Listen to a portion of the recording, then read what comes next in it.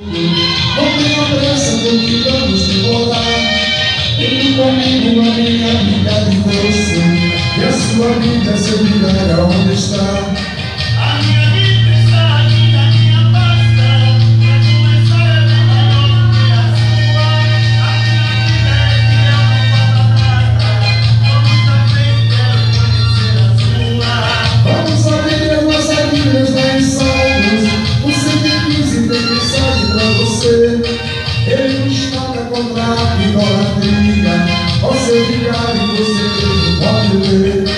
Eu não vou poder conhecer as escrituras, não há perigo que me mande estudar. Eu tenho quase 12 anos de leitura, ao seu pastor queira me considerar. Em João 8:32 está escrito sobre a verdade que você não conheceu. Ao seu vigário esse é ao menos isso, examinando a santa palavra de Deus. Eu sou católico, apostólico, romano, talvez Jesus para mim não tem valor. Eu acredito com Jesus navegante, em São Francisco de Assis, meu protetor. A seu vigário na Bíblia está escrito: só o Deus do qual devemos adorar. Ao seu vigário na boca do paganismo, idolatria lá no céu não vai entrar.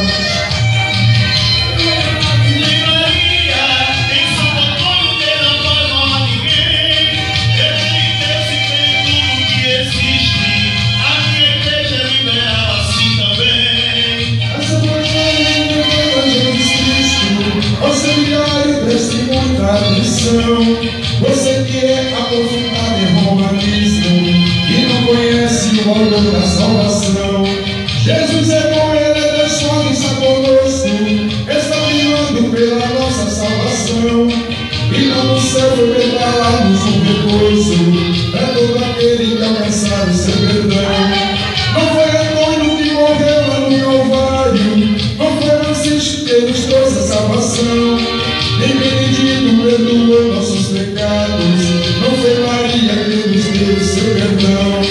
E só conhece Deus o tempo de criança, por isso faz sem ter medo de errar.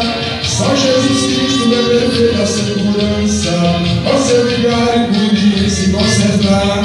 Em João